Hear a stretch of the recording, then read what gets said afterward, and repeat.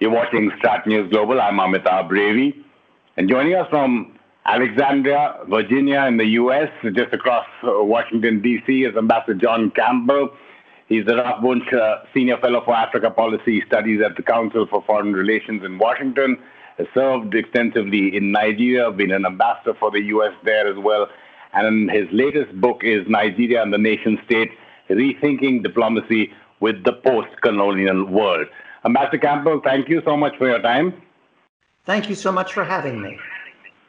Ambassador Campbell, the latest U.S. foreign policy in terms of both what's happened in Morocco and Sudan, taking Sudan off the state sponsor of terrorism list, recognizing Morocco's claim over the West Sahara for normalization of ties with Israel. Now that follows what's been happening with the UAE, with Bahrain as well, and some speculation about the meeting that never happened between Benjamin Netanyahu and MBS. But your comments on both Sudan and Morocco and U.S. foreign policy? Morocco, of course, we have had a close relationship with Morocco for many, many years. The issue of the Western Sahara has also dragged on for many, many years, with some intervention, particularly from Algeria. I think the latest step should indeed be seen in the context of regularization of Israel's relationship with particularly the African world. But it's also ending an issue that has dragged on for years and without any real resolution. The Sudan is a bit different.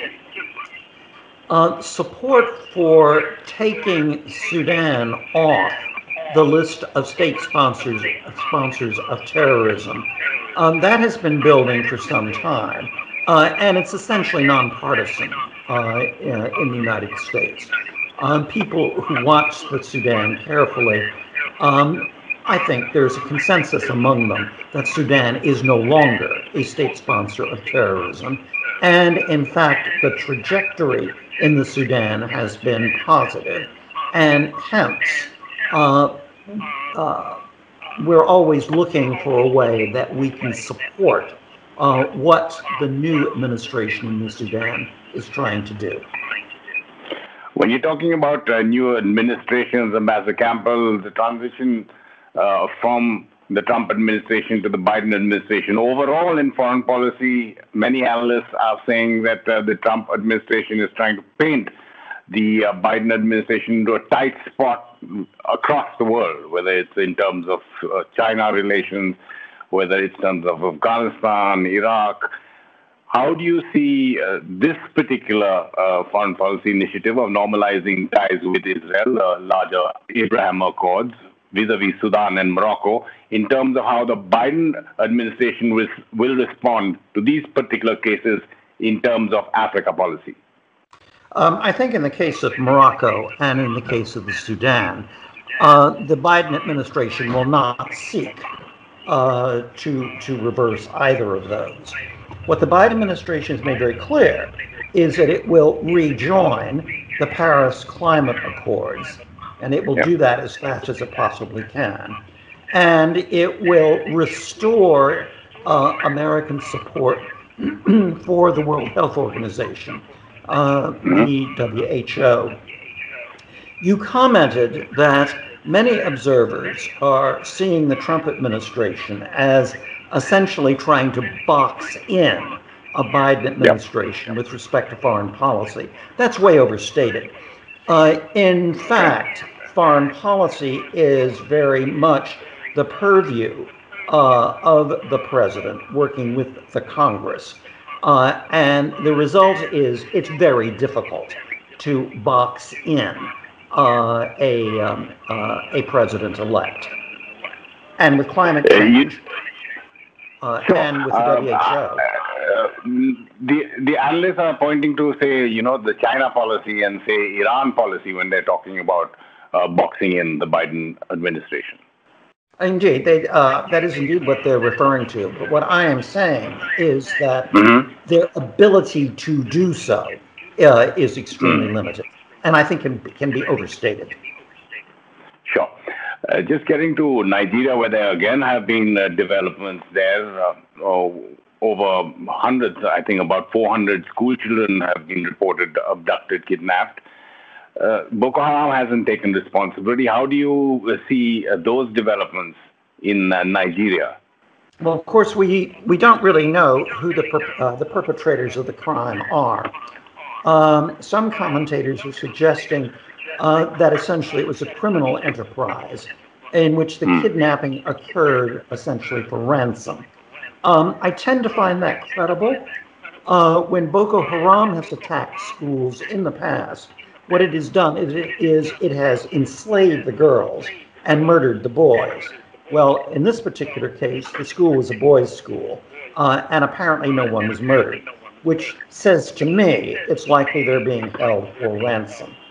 I think it's important to note that kidnapping is ubiquitous all over Nigeria, and it's very, very demoralizing for ordinary Nigerians. That leads to increasing criticism of the Buhari administration because of its inability to provide security for its own citizens. What is your larger take on Boko Haram and jihadist groups? It's now not just in the northeast of Nigeria. I mean, when you're talking about Nigeria, it's all over Africa itself. Your take on jihadism, which has, it's been almost 10 years that they still have, it would seem, support both within the areas they operate and financial support to continue with their activities. Indeed, it would seem that way. I think, though, what we have to bear in mind is that there are perhaps 100 million people in northern Nigeria. And if only 5% of them are sympathetic or supportive of Boko Haram, that's still 5 million people. And that means an almost inexhaustible source of recruits. I think what is fairly clear is that the government's approach to Boko Haram is not working. The government's approach is essentially to try to defeat it militarily. In fact, the resilience of Boko Haram over the past decade is a clear indication that some kind of political settlement is going to have to be reached. Right now, I see no sign on either side of work towards that end. And that's one dimension of what you see as the federal government in Nigeria not functioning to the extent that we expect from governments or nation states. And that's what you deal with, one part of what you deal with in your new book as well, where you suggest that the U.S. foreign policy should not just be looking at dealing with governments, at the central forces, but looking at other federal power structures, governors, religious leaders as well, especially in Nigeria because of the context, its historical context, right? That is exactly right. In the book, I argue that Nigeria is only incompletely a nation state. And in fact, popular identification with the state of Nigeria is very low. Nigerians, by and large, are first loyal to their families, then to their religion, then to their ethnic group, then to the region in which they come. And at the end of that list, oh yes, by the way, I guess we're also Nigerian. Those who identify with Nigeria tend to be urban, particularly in Lagos and Abuja, and with some modicum of Western education, not the mass of the population. Ambassador, your views on China in Africa, and we've seen that over the decades how they've been involved, one for their internal reasons, whether it's for resources, whether it's for exports, both in terms of goods or their workers. How do you see the Chinese business model, if I can call it that, working in Africa with some pushback in some countries, at least from the elites or from civil society, at least in terms of how China has been operating in giving funds across the world and the effects of that, or the ill effects of that? Yeah, as you say, it varies considerably from one country to another. Yeah. By and large, Chinese economic investment in Africa, mostly having to do with the construction of infrastructure, roads, railways, that sort of thing. The interest that the Chinese are charging is pretty much market rate. In other words, it's not particularly exploitative. It is also true that the Chinese have growing political interests in Africa. Now, China is a huge country. It's the second largest economy in the world. I think for the Friends of Africa, the issue is not to try to keep the Chinese out, but is rather to encourage Chinese behavior that reflects their growing economic role. And we have seen some of that.